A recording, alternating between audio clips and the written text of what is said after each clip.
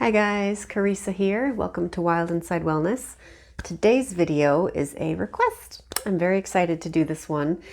It's super simple, but it's something that I see a lot of people overthink, especially when I'm doing readings for other people. And it's just, how do I shuffle the deck? How do I cut the deck? And how the heck do I pick cards?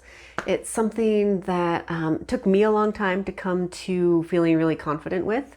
So I just wanted to share my personal practice with you and hope that you find it beneficial as you move along in your own practice. So please join me.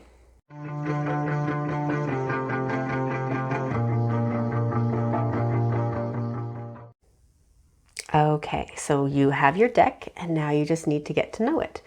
So a couple of things, two things to keep in mind as you're approaching your deck. One is the actual size of the deck itself and how well it fits in your hand. That will really influence how you're going to shuffle.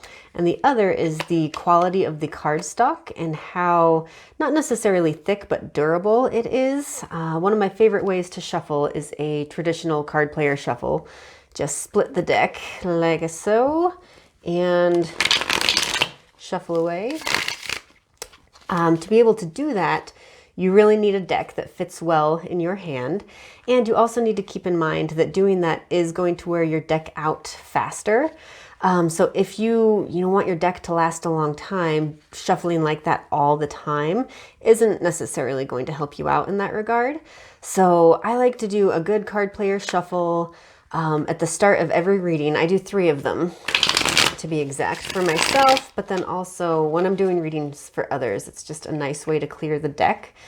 But like I said, you don't necessarily want to do that all the time because it will wear your deck out faster. So another way to shuffle is to take the deck in one hand, and I prefer my left because that is the energetically receiving hand. And I just slowly, kind of piece by piece, top to bottom, cut and stack the deck into my other hand. And what I'm doing here is just a really gentle shuffle. And it also is a nice way to help me pay attention to cards that I might want to pull out. So if cards seem like they stick out a little more, those are generally cards that I like to go with.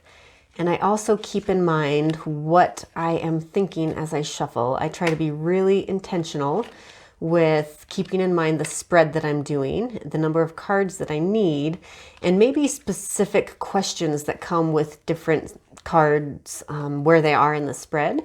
So it takes a lot of awareness to be able to kind of keep your mind on that.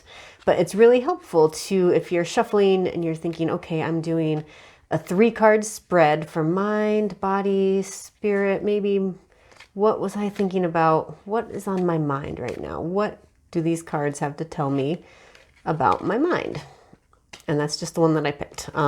So it's going to be different for you, different for everyone, how you kind of come to pay attention to your own thought process as you shuffle cards, but it's a thing to keep in mind.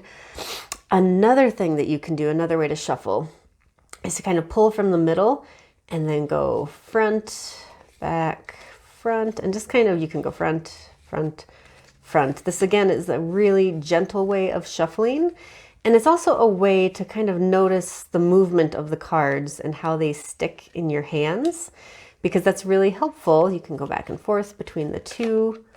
Really helpful for paying attention to which cards you're going to choose for your spread. And then another way that I see a lot of people come to it is to shuffle, shuffle, shuffle, however you want, and then just pick the cards that you want. Say you're doing a 10-card spread, like the Celtic Cross, you would just pick the first 10 right off the top and use those ones. And then people, if they need additional cards, sometimes just keep drawing from the top. And that works really well too. One final way that I'm going to show you that I really like, that I used a lot when I was first beginning to read tarot cards for myself, was to just fan them out.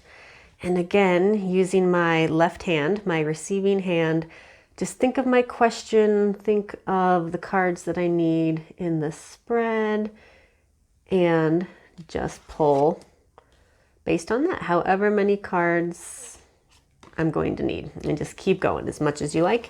And that also is a very gentle way to draw cards.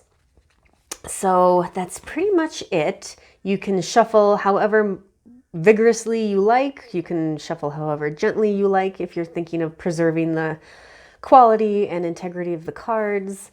There's lots of different ways to cut. I would recommend just playing around with it and really trusting that the cards are a tool to help you come into your own wisdom, your own intuition, and to be guided by that. And you really can't go wrong if you just remember that they're helping you.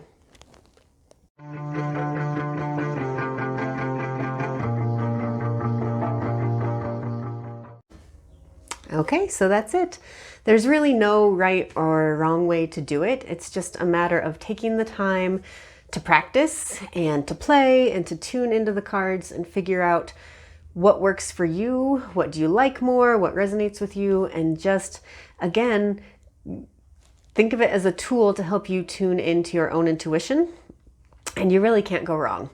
One other thing to keep in mind is when you are learning the tarot and say you have a book or multiple books that have, really great advice or tips and tricks and how to pick cards and how to do spreads, is to really be open to all the wisdom that others are freely passing on to you, but also to know that you can kind of take all of that with a grain of salt, that just because someone lays out a specific way of doing something, you don't necessarily have to do it that way. But also, I've come across spreads that had very explicit instructions for, well, this is how you shuffle, this is how you cut, this is how you pick cards, and you put them in these exact positions. And even though I was always really frustrated by that, I have finally gotten to a point where I really appreciate it, because I've been creating my own spreads and I can see how the state of mind that I was in and how I actually pulled the cards and laid them out greatly affected the final outcome of the spread. So really play around with those and just see what happens when you do things in a specific way as someone else lays them out, because that's a learning process as well. So do both and play around and have fun, and I'll see you next time. Thank you. Bye.